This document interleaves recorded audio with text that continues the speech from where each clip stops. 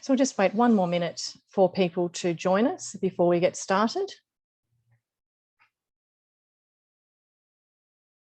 Perhaps Eugene, you could just let me know when we have a stable group. Yes.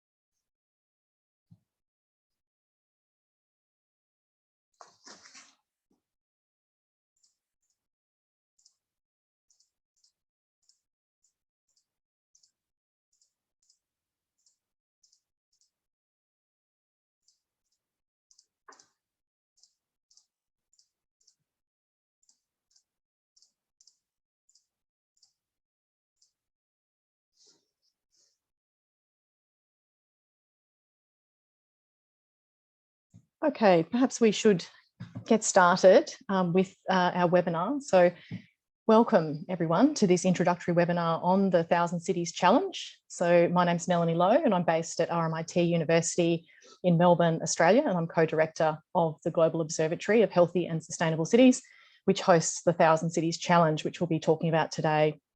And a big thank you to the other co-director, Deborah Salvo, and the whole Global Observatory team for their efforts in setting up this project and also running this webinar today. So in this session,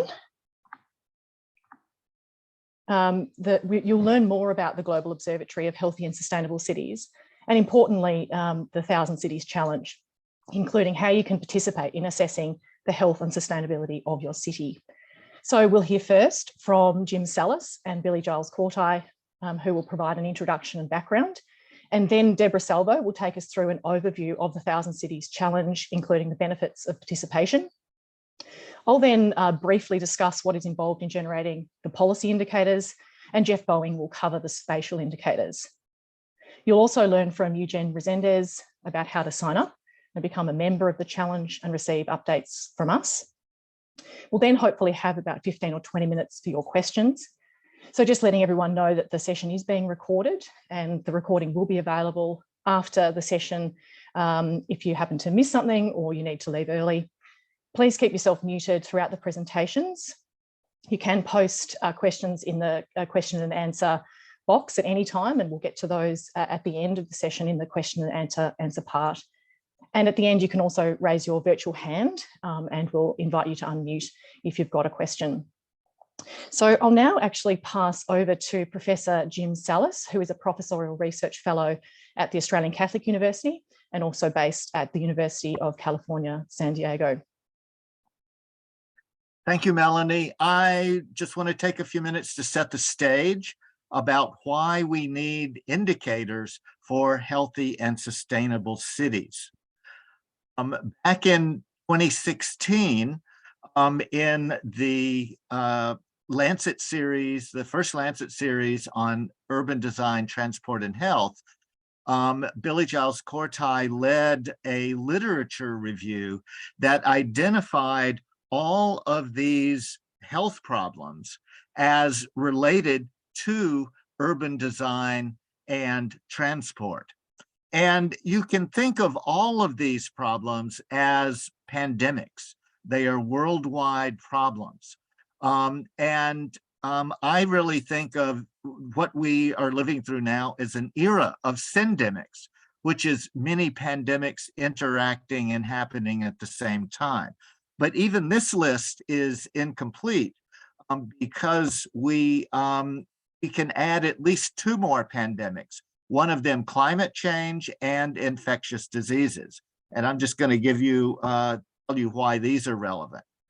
The very latest report from the Intergovernmental Panel on Climate Change that just came out a week or so ago said that climate action is necessary and urgent to have a livable future for all.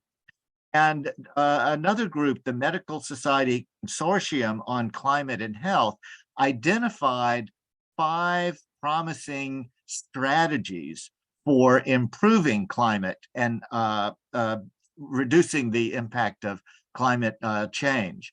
And two of those that I have starred here are directly relevant to urban design and transportation, clean and active transportation, and climate smart community environments that also we have plenty of evidence is good for a lot of health outcomes.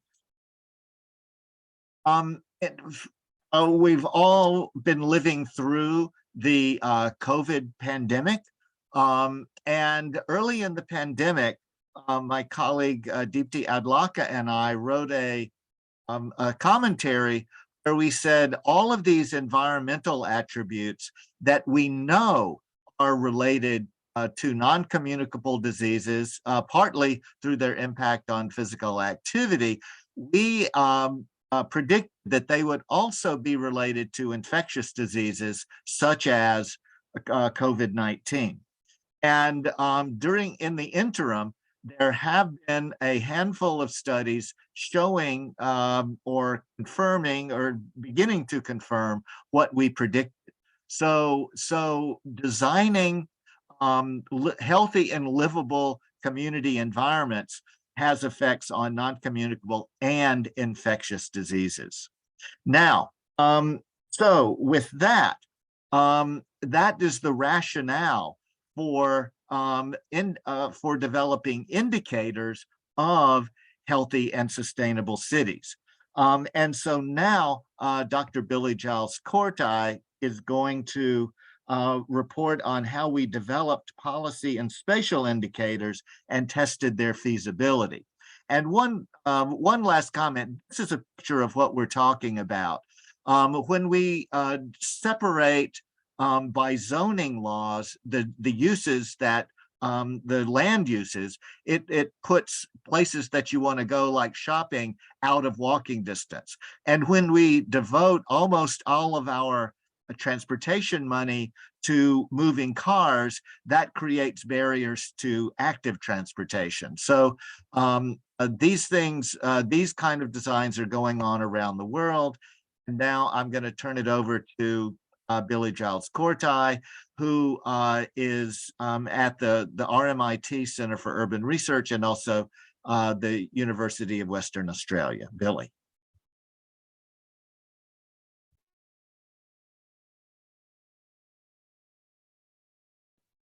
Thank you, Jim. It's a pleasure to be here and welcome everyone on behalf of the WA component of this project.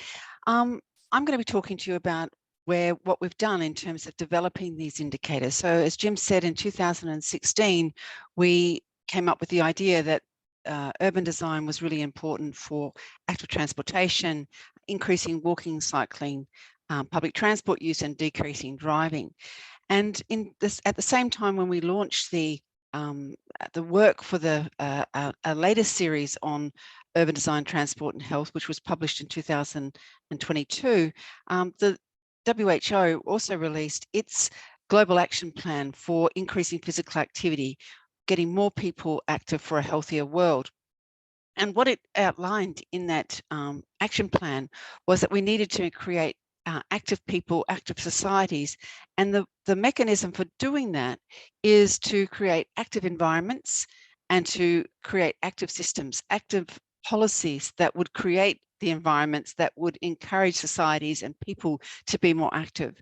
And so that's really what our series, which we also launched in 2018, was all about. How do we create healthy environments and healthy systems that would create healthy societies and healthy people? When we launched the series, we put together a team, the Global Healthy and Sustainable City Indicators team, and I'd like to acknowledge all the executive who are on the group. And at the conference, when WHO launched its action plan, we recruited people to come on board and to be part of this collaboration. We recruited over 80 collaborators in 25 cities, 19 countries and 6 continents. And our aim was to think about how we could, throughout the world, create indicators that would be health promoting. Our goal was to get the data together to be able to facilitate the development of a global surveillance system of city planning and policy and spatial indicators. And so this was our overall goal. And you might ask yourself, well, why indicators? Well, indicators are specific, they're measurable, and they're observable characteristics that we can use to benchmark and monitor over time towards achieving a specific outcome. In our case, it was creating a healthy and sustainable future. Because we took the view that what gets measured gets done. Just because you measure it doesn't mean it will get done. But on the other hand, no data, no problem, no action. So the idea was to create a set of baseline indicators that we could use to look at the situation in our cities and then to use that to benchmark and monitor over time. Because with data, we can see if there are problems, if there are inequities in our cities, if we have the policies in place to deliver healthy and sustainable cities. And if we don't have that, there will be no action. So we thought this was really important. Now, as Jim said, our Lancet series, which we published in 2016, our first series, it really set out a framework for what this work is about. So what we argued is that if we want to improve injury and disease outcomes downstream, we needed to think about the upstream determinants, these urban policy systems that are needed. That we identified 8 of them that are needed to create urban design and transport interventions, 3 regional interventions and 5 local urban design interventions that encourage active transportation behaviours and decrease driving. We call these the 8 Ds. 3 were about the regional ones were destination accessibility, distribution to employment, demand management. The local urban design were about the design of the street networks, the density of the housing, the diversity of shops and services and different types of housing, distance to transit, and the desirability. Is it safe? And is it pleasant? Is it green and leafy? These were things that we thought were important to encourage, or the literature tells us are important, to encourage active transportation behaviour. So this is the framework that we set out to create our indicators. And in our second series, we created a set of, we set out to do what we had recommended in the first series, to set out to measure policy indicators of those upstream determinants. Do we have the policies in place to deliver healthy and sustainable cities? And we also set out to see whether we could, in cities across the world, create spatial indicators to tell us about the lived experience of people living in cities. Do people live in environments that support them to live healthy and sustainable lifestyles, to increase walking, cycling, public transport use, and to decrease driving? So this was our task for our second series, and that's really provided us a proof of concept that it is possible to do this, and that's what we're setting out to do now with upscaling this to the 1,000 City Challenge. We'd like to encourage you to get involved, and now I'm going to hand over to Deb Salvo and Melanie Lowe, who can tell you how you can get involved. They're the co-directors of the Observatory and the 1,000 City Challenge. Thank you very much, Billy, and thank you very much all for being here today, joining us in this info webinar to learn more about the 1,000 Cities Challenge and how you can get involved. So what is the Global Observatory of Healthy and Sustainable Cities? As Dr. Giles Cortai just very eloquently explained, what gets measured gets done. So obviously one important step for us to do was put together all the science behind the indicators. What are the best indicators of urban policy and of urban design and planning that can tell us if a city is conducive or not to health and sustainability? But beyond publishing this in a special issue of the Lancet Global Health, what was very important for us too was to create a platform that could serve as an observatory. So this is an online platform and a website that hosts these indicators, but not just the science behind them. It hosts resources that summarize the information, summarize the data obtained for each of the first 25 cities that were included in this sort of proof of concept that we did for the Lancet Global Health series, and that summarizes all of this information in the form of what we're calling scorecards. So you have an example of a scorecard here in the top right corner for Mexico City, as well as more extended reports that summarize the findings of the indicator exercise in each of these 25 cities represented by this map. Also, as part of the observatory, you have access to all of our methods, to all of our open source and open access resources, including code to replicate these indicators and this process in other cities of the world. You have access to all of the publications and a lot of information about our initiative and what it is that we're doing. So what is the 1,000 Cities Challenge? The 1,000 Cities Challenge aims to upscale the observatory so that we can include over 1,000 cities worldwide. Right now, the term Global Observatory, it's not wrong because each of our 25 cities is distributed across multiple countries and across all of the inhabited continents of the world. We are very proud to have a representation of cities that are in low and middle income countries. So this is not just an effort that speaks to high income countries, but we want to really realize sort of the objective, the vision of this truly becoming a global observatory for multiple cities across the world. We invite city governments and organizations that work with geospatial data scientists and policy scientists and researchers and the open data community to use our open source methods and tools to be able to calculate your own indicators for your city. If you join the 1,000 Cities Challenge, you will be provided with training and support to be able to replicate this process for your city or for your country in multiple cities. And you'll be able to generate reports and scorecards in the same format as the ones that are currently in our website for your cities, with the goal of using this to inform policy action and change on the ground in your cities towards healthier, more sustainable places.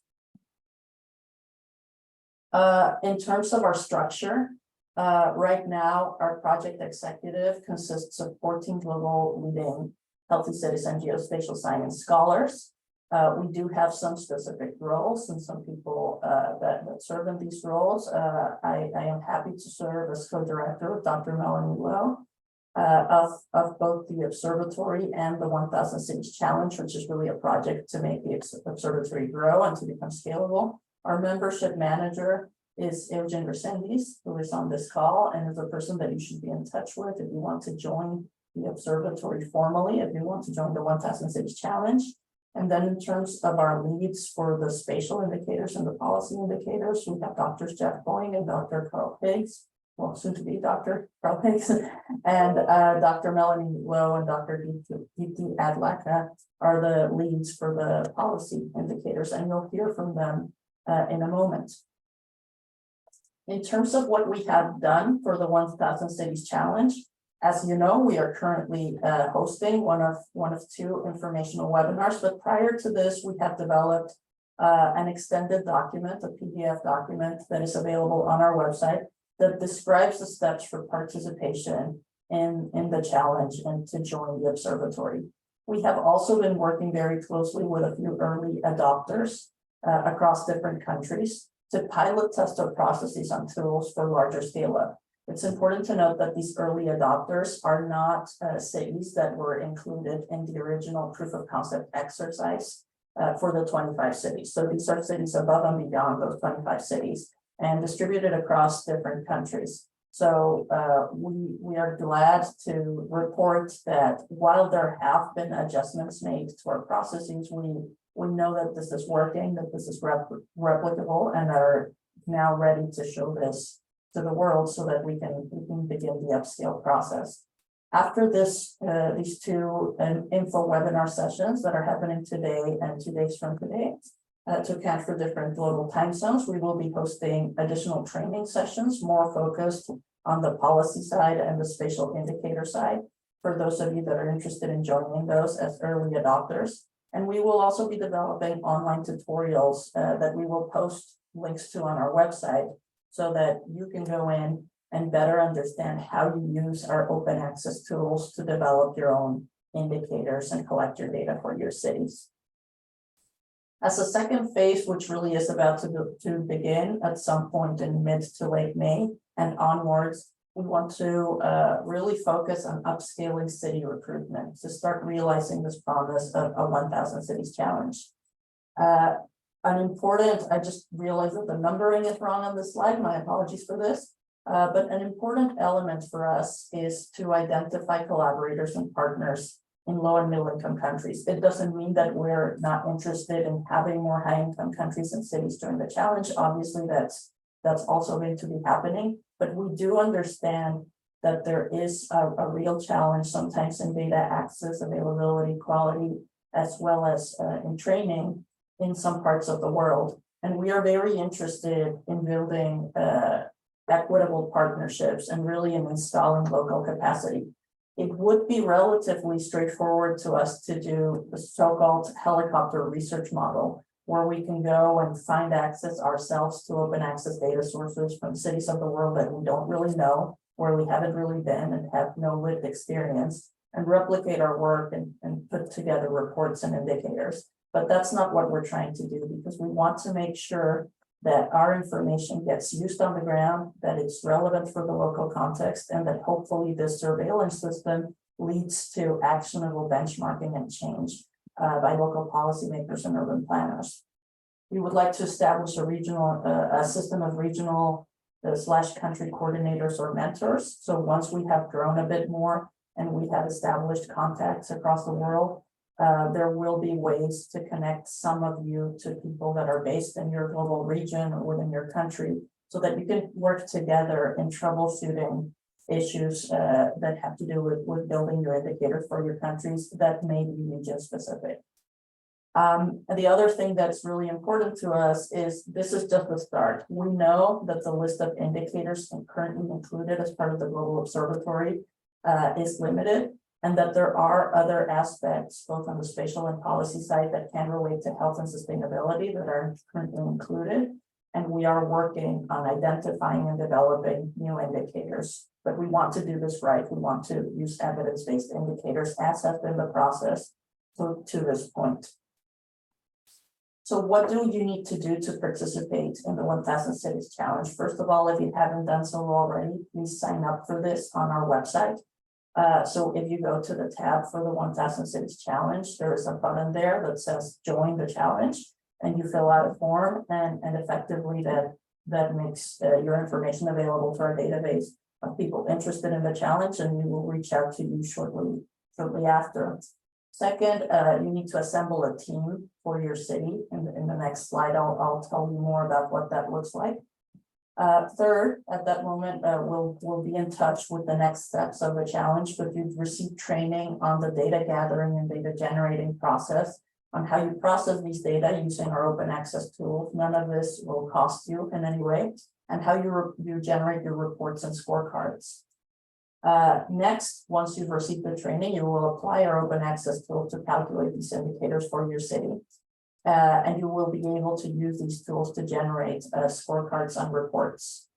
An important step is you will submit these data as well as the scorecard and reports to us, to the executive, for final checking and validation, and to make sure that it's all ready to go to include formally your city as part of the Global Observatory.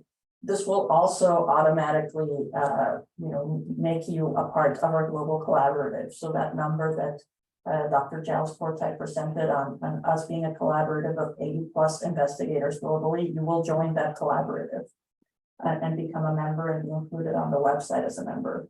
And then a final but very important step, the reason why we're doing this really is to make sure to present that scorecard, that report, and to have activities that connect this information to local policymakers and relevant actors, so that hopefully this can be used to inform goal setting at the local scale and progress tracking in your city. So how do you assemble your city or regional teams? And we're saying regional because we have been approached by groups that want to work together and have calculate indicators for multiple cities in one country or even one region, and that's excellent. So what we're looking for is people from your city or region that has expertise in government policy, that know which are the policy documents that you need to be looking at, that have purview over urban planning, urban design, land use decisions, transport planning decisions in your city. People that are willing to learn how to use our spatial analysis tools with training and support. We want to emphasize the willing to learn part. We don't want the lack of current knowledge on how to code, how to do a spatial analysis to be a barrier for participation. We certainly are looking for people that have some type of inclination to use computer-based tools, but we will be providing all the training on how these tools are actually used. So don't be worried about not knowing how to code or how to do the spatial analysis in advance. And you'll hear more of that from our spatial team shortly. Finally, we're very interested in your team, including people that represent advocacy, that are passionate about converting your city into a place that is promotive of health, promotive of sustainability, and promotive of equity, where, you know, the nice neighborhoods that promote health and sustainability are not restricted to a certain socioeconomic strata, but that this is the policy and the practice everywhere in your city.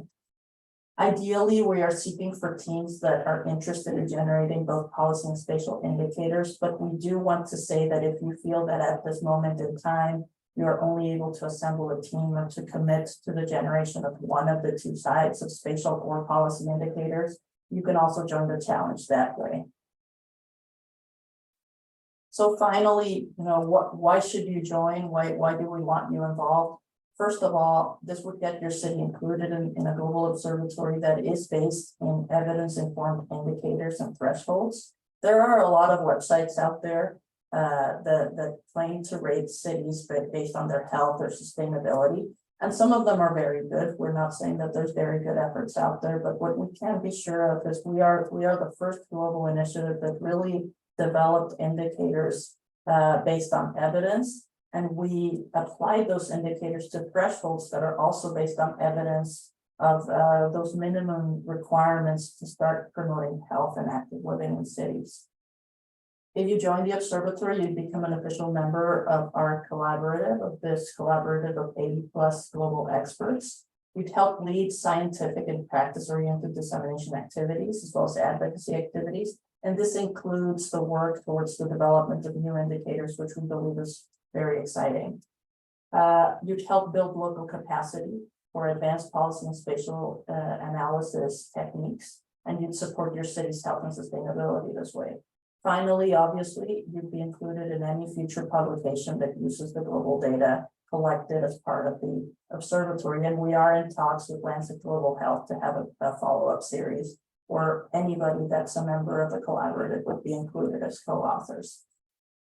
Finally, we say that you'd be a part of a vibrant global team, and our guiding principles are global data for local impact, capacity building and equitable international collaborations for long-term sustainability, open data and open science, and interdisciplinary team science. Thank you again for joining, and it's my pleasure to introduce you to my colleague, Dr. Melanie Lowe, that will talk about the policy indicators. Thanks, Deborah. And before I go into the presentation on the policy indicators, I do want to acknowledge my colleague, Deepti Adlaka, who co-leads the policy indicator team for the 1,000 City Challenge along with myself. So the policy indicators for the 1,000 Cities Challenge, they assess and compare both the presence and the quality of policies that determine urban health and sustainability, as Billy outlined earlier. So these indicators enable a comprehensive assessment of transport and urban policies for your city. And the policy indicators can be used to benchmark and also compare cities internationally, and importantly, to monitor progress towards creating those healthy and sustainable urban environments. So by identifying policy strengths, as well as identifying those specific policy gaps and limitations, the indicators can inform both new policy development, as well as potentially amendments to existing policies. So the policy indicators for the 1,000 Cities Challenge are a comprehensive suite of measures that are based on evidence. So as Billy discussed, they originate from the last year's Lancet Global Health series on urban design, transport and health. And the indicators assess policies across a whole range of domains.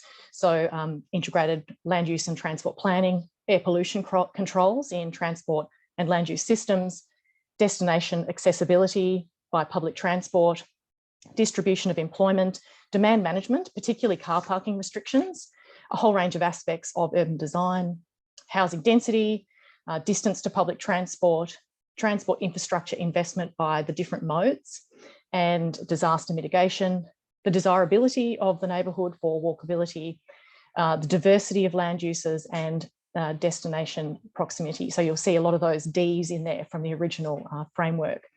So the first 9 of those measures were included in the 2022 Lancet Global Health series, and the last 4 are actually currently being added to the 1,000 Cities Challenge as we evolve and want to reflect the latest evidence and the recommendations developed in last year's series, as well as subsequent discussions with experts. So for the policy indicators, someone will need to collect policy data for your city. So it could be yourself, or you might think about who you could work with who has the relevant skills or knowledge. So it would be useful if the person working on the policy indicators had a good general knowledge of government, urban and transport policy for your city. Or if they had a more basic knowledge, certainly a willingness to learn with the help of training and support from our team. Previous experience with policy analysis is desirable, but certainly not essential, going back to Deb's point about we want sort of barrier-free access to participation. So data, the team could include more than one person, and they could come from a university setting, maybe an academic or a master's or PhD student in urban or transport planning. They could be a city or regional government staff member or official, or potentially someone from a local healthy cities or sustainable advocacy organisation. So potentially, more than one of those people.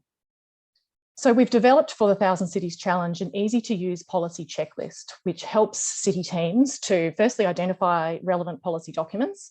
And when that is done, to actually find and enter the specific policy details and content. It will help us to work with you to validate or check the policy information. And then when submitting the policy assessment, it'll help us to generate a city report and scorecard for your city. So the policy checklist asks you to collect policy data for the levels of government responsible for the whole metropolitan area or the majority of the metropolitan population. So that may be more than one level of government in your context. But important to emphasise that it's not focused on just the local jurisdiction or municipality that covers a smaller sub-area of the metropolitan population. Our tools will be freely available to those local governments that cover a smaller area of the metropolitan region to freely download and use and generate a local report. But that at this stage, those smaller area local governments are not going to be included in the observatory.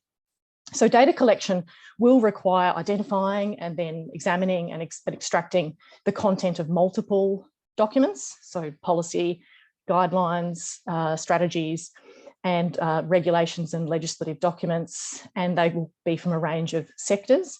And we will provide training and support for the data collection, as I'll talk a bit more about in a minute. So here are some examples of the measures included in the policy checklist. So everything from, is there health impact assessment requirements? Are there transport policies to limit air pollution, public open space access, housing density, street connectivity, and public transport access requirements? And for each measure, the checklist asks questions which are based on evidence or what we know is best practice policy. So firstly, is there a relevant policy? And if so, what is the relevant policy wording or content? And then you enter that into the checklist. Does the policy include a measurable target to help with guiding implementation and guiding accountability? And is the target an evidence-informed threshold?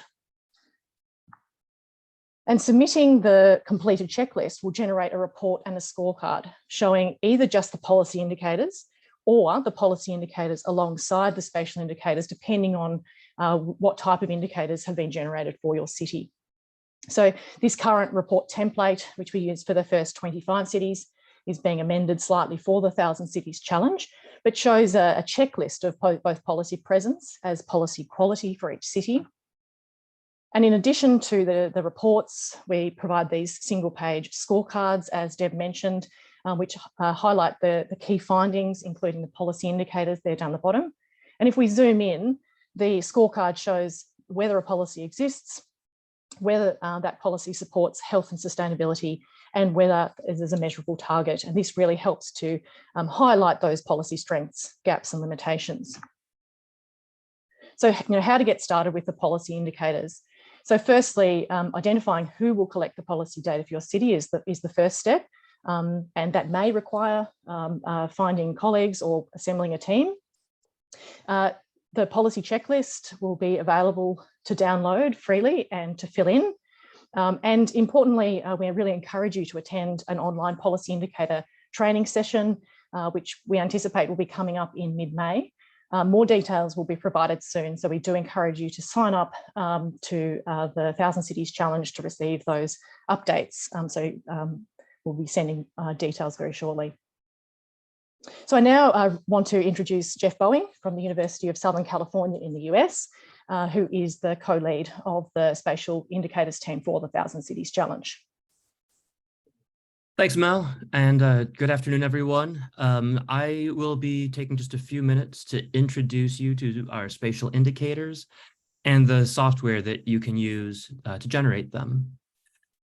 So indicators of urban design and transport features can allow urban planners to target interventions, compare between cities for benchmarking, and over time for monitoring to better measure progress toward their goals. And today, open data and open source software have created for the first time the opportunity to do this worldwide. So we recently developed a collaborative workflow that begins and ends with local knowledge, from input data collection to output indicator interpretation. And our software to do this creates a new opportunity to target evidence-based planning interventions, monitor policy effects, and harness lessons learned from peer cities. So how does this software work? Using our software, you'll be able to calculate a suite of indicators of healthy and sustainable cities using open data. These indicators measure key determinants of healthy and sustainable built environments, including population density, street intersection density, pedestrian access to food markets, transport and open space, and access to daily living needs. Using our software, you'll be able to generate maps showing inequities in access and walkability across your city. The software allows you to do this both for sample points across the city and then aggregating these estimates to generate high-resolution maps and overall city summaries. Our software also allows you to generate impactful communication advocacy resources, including maps, figures, reports, and infographic scorecards that can be used for a range of purposes. For example, supporting local town hall events to discuss what these results mean for your city, how they can help planning for more health supportive and sustainable neighborhoods. All of this will be automatic. We created a report template that we used for the first 25 cities, which is being adapted for the 1,000 Cities Challenge, that shows city maps and results for the percent of population meeting accessibility, walkability thresholds, among many others. So overall, our approach is underscored by a commitment to open science that promotes open access to scientific publications and research data, encourages community collaboration and engagement with diverse ways of understanding the world. Motivated by these global open science ideals, you will be able to generate data summaries and reports in your own local language using our software. Just as we did for the first 25 cities. You don't need to be a computer science expert to get started with any of this. When you run our software yourself, you'll have control over configuring the inputs and the outputs and all the related narratives and reports, providing you with flexibility for different information to be tailored and shaped for different audiences and purposes in a systematic way. Once the software is downloaded, installed, and run, it'll guide you through this three-step process of configuration, analysis, and reporting.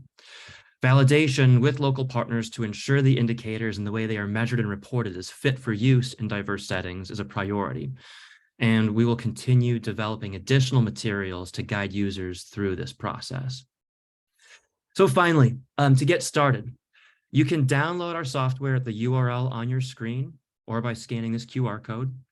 At that URL, you'll also find comprehensive documentation and tutorials to get you up and running initially. The software works on a standard personal computer, such as a laptop or a desktop, and it does expect the user to have computer familiarity, but no advanced analytical skills are required. If you'd like a more hands-on approach to getting started, we welcome you to attend one of our virtual training sessions in late April. To be notified of these upcoming training sessions, please subscribe to our mailing list. And now I'd like to turn it over to my colleague, Eugen Resendiz, to talk a little bit more about becoming a member. Thank you very much, Jeff. So there's some easy ways to become a member. We're actually seeking for city governments and organizations that are working with spatial data. We're also looking for people that are policy researchers and that are in the open data community that want to join our challenge. We want them to use our open access tools with your own local urban data and for generating indicators of your city using also the policy data from your city. You can become involved in the development of new urban policy and planning indicators of healthy and sustainable cities by joining our challenge. There's 3 easy ways to become a member and join the 1,000 Cities Challenge. The first one is you can visit our website, download the guideline for participation, which is under the 1,000 Cities Challenge tab, and it's called the Pathway Guidelines for Participation. And then you fill the sign-up form. You can also scan the QR code with your phone. That is going to be on the next slide, and that's going to lead you to the sign-up form as well. And finally, you could also contact me or contact the group via email at info@healthysustainableCities.org. Thank you.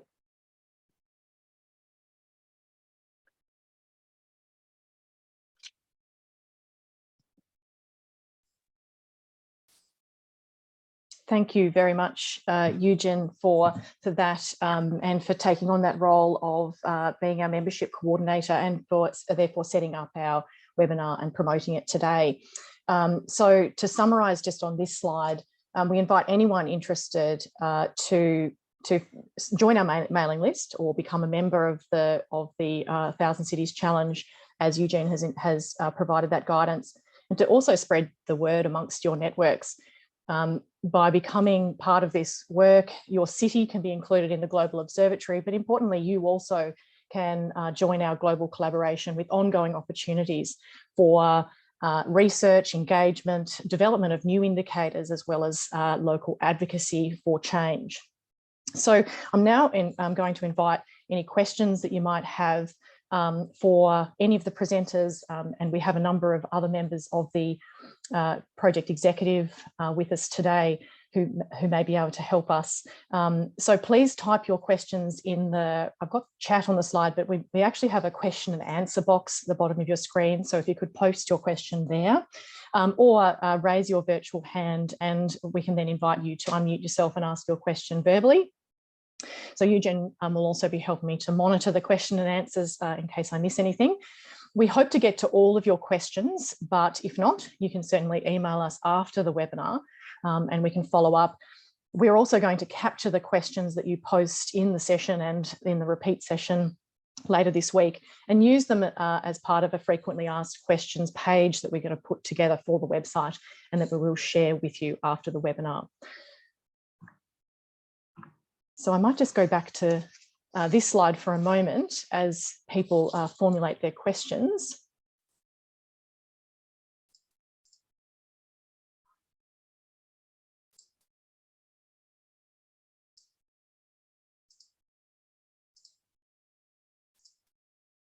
I think we have someone raised their hand. Is that me? Yes, I'm going to mispronounce your name, so maybe say your name. Okay. So yeah, thank you for the presentation. My name is Kawe. I'm representing C40 today. I'm based at Fortaleza, Brazil, and my question is more related to the data that you use to calculate the spatial urban indicators on the framework, on the software. So my question is, first is that it's all related to open data, especially OpenStreetMap data, and if not, if we do have, so for example, If we do have some special type of data, some more updated data. So if there is a protocol or something for us to hand over this data for you, so you can analyze it and maybe implement on the software. Yeah, I could tackle that one. Thanks for the question. Yeah, so we have a couple of different options. So by default, we try to preference using open data from consolidated sources like OpenStreetMap, for example, as you cited. But of course, OpenStreetMap coverage varies substantially worldwide. In many cities in the world, there are better local data sets available. And yes, you can absolutely use those to calculate these indicators. We don't do the harmonizing of the data for you. Instead, we have a pipeline set up that tells you what the software needs to ingest and the sort of format that it needs to be in. And then you can just adjust your data set a little bit, rename columns as needed, that sort of thing, until it's in the documented format, and then you can point to that input. Does that answer your question? Yeah, it does. Thank you. Thank you. Now we have a question. Neville Owen, Dr. Owen has his hand up. You want to go ahead, Dr. Owen? You're still on mute. Sorry, Neville. Yeah, apologies. Congratulations. This is just absolutely amazing. And, the progress that's been made and the potential for the future is just great. And I guess my question is, within this space, are there opportunities for more modest niche contributions to the network where, you might not have the capacity or others might be doing it, but you might be working on a little element of things like really trying to figure out about bicycle use and understanding bicycle use a lot better. And, you might have work going on. Now, could one come in a kind of more niche and modest way and be a useful contributor to the overall work? I might begin, and then Deb, if you want to jump in. That's a really important part of what we're doing here, with understanding that we have a very comprehensive but yet limited suite of indicators that we want to expand. And in fact, we already have some people with funding who are working on expanding those indicators, particularly in climate resilient built environments. And we've also got a newly established working group actually that is working on developing cycling indicators for the challenge as well. So we very much welcome the development of new measures.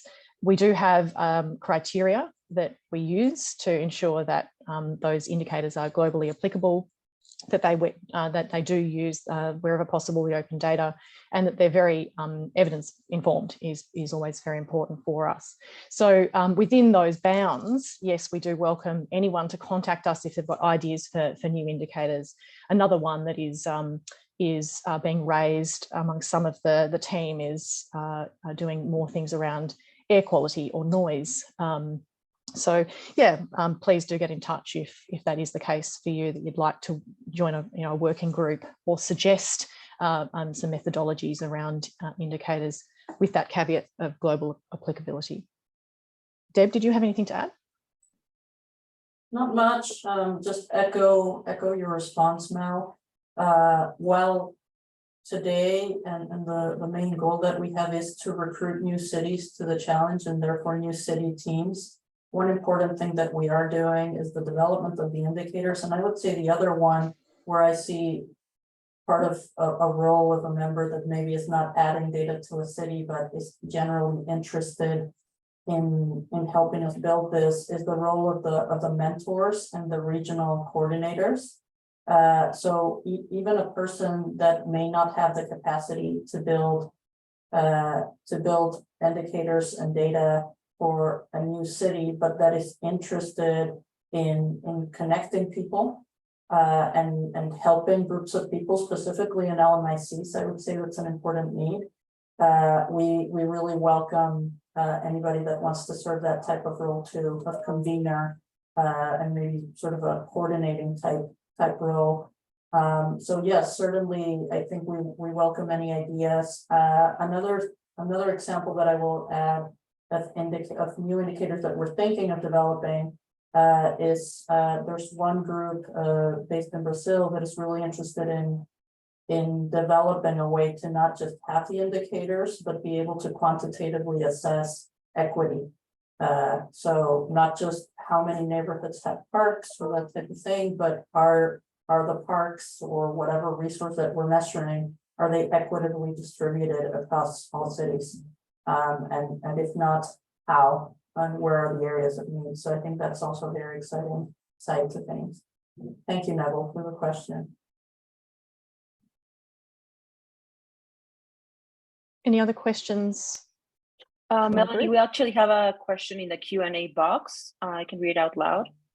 Do you have any examples from any of the 25 cities where this has been conducted to demonstrate how this effort has informed or changed policy to address gaps?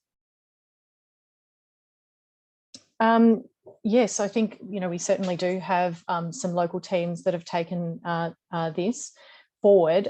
So after we launched the Global Observatory and the 25 cities were, I suppose, headlined in our Lancet Global Health series, we used that moment to develop resources, and all around the world, local teams in those cities held town hall events or webinars or seminars, depending on the context, to try and disseminate this information to local audiences.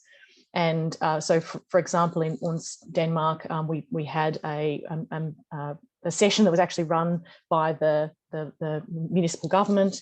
And I think so what we're seeing is a real interest and uptake from decision makers. And I would say the other highlight is our partners and collaborators in middle income countries that were included in that first group of cities. It's very evident that in some of those contexts, this is really important because of the lack of information locally to date. And there's been a lot of excitement around taking up these indicators.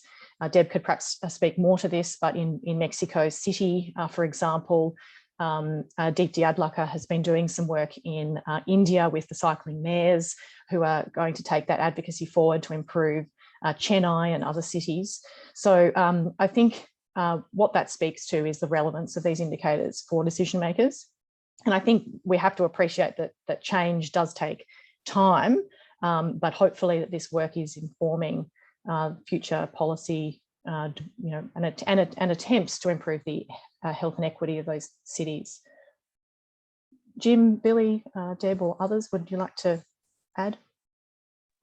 Oh, only to say, I just wanted to emphasize, like we have been fortunate that we've had people pick up and run with the indicators. We did work in Baltimore, so we've had a lot of interest from the local government and the mayor participating in workshops that were run as a result of having the scorecards. And as Melanie mentioned, in Chennai, it was fantastic having an advocate through the cycling mayors get involved in talking to policymakers about this. So in the 1,000 City Challenge, we're taking a slightly different approach, because it's not just going to be academics who are going to be leading the fray. We were wanting to do a proof of concept. So in that case, we recruited only academics really to be involved and do the work locally, because it was a research exercise. But in the research translation phase, which is what this is, it could be used for research, but the data can be used for research. But what we want to do is use the tools that we've created, and anyone could do that. So if you work for a government organization, if you want to do this, then this is exactly what this is about. We do encourage relationships with academics and policymakers, advocates working together, because we think that will produce the best result, make it easier for everyone. But whoever you are in the system, we think that the tools we've created could be applied. So if you're working in government, you've got teams of people that can do it, then this is open for you. So we think that this will be a way of getting more change than what we even saw in the first phase, because the first phase was academics presenting it to policymakers. But this phase is different, where we want to involve teams up front with all the groups that are necessary to actually produce change, as well as to measure what's going on the ground. This is Jim. I'd like to add just a couple of thoughts here. One is that I believe there are links to some of the city feedback events on our website, so that you can see some examples of how some of those have gone, and they've been very encouraging and really started useful conversations.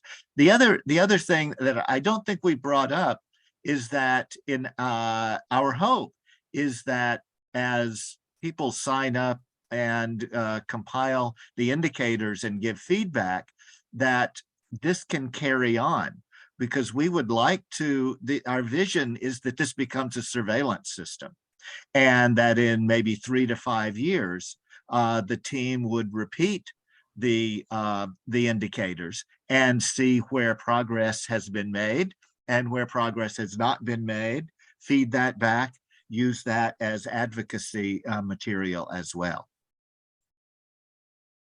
Yeah, that's a really important ambition that we've set for this challenge as well. I think we've got time for this one last question, which is about how big do cities need to be? Could they be 20,000 inhabitants, for example? Would that be acceptable, or do you need a higher number of people? And maybe this speaks to sort of, what makes a city eligible for participation. Well, my response to that is we don't set a size limit on cities, and there was a big diversity in the cities that we've measured so far in terms of their number of residents. It would really be great to include more smaller cities, because I think in many countries in the world, they don't have as many of the kind of large population megacities, but smaller cities are where the majority of people are housed. And so I would say, if you've got a specific city in mind, Luca, perhaps get in touch with us and we can provide further guidance, but there's no specific criteria. We're probably not thinking about, a tiny little village of 100 people or even 1,000. We are talking about kind of urban contexts that would be kind of an agglomeration or cluster of residents, but there is no specific threshold. And if I may add to that, Mel, the last point that Mel made is critical. We know that the definition of what urban means can actually vary locally by country, but we think that as long as within your country that conglomeration of people are considered to be in an urban setting, then for all we know, that's a city, so we don't really have that lower limit. Another important thing that we do want everyone to consider is, for the sake of inclusion in the Global Observatory, we are interested in full metropolitan areas. That may mean a small city of 20,000, but we don't want a small city of 20,000 that really is considered a suburb of a larger city, because then what we'd really want is that larger city represented. Why are we interested in this? Because we are interested in the true and real human experience. If you live in a suburb that's part of a bigger metropolitan area and you ultimately work there every day in that large metropolitan area, or go to school there and have your life there, that's the urban setting that's affecting your life. So we do want to make that distinction. That said, we have had questions by groups representing a small municipality that is part of a bigger metro area, if they can apply our tools and indicators specifically to the boundaries of that municipality. And the answer is yes. We just wouldn't include that as part of the observatory and the website, as though that were like an independent city, because as we're defining the city, so it's not. Yeah.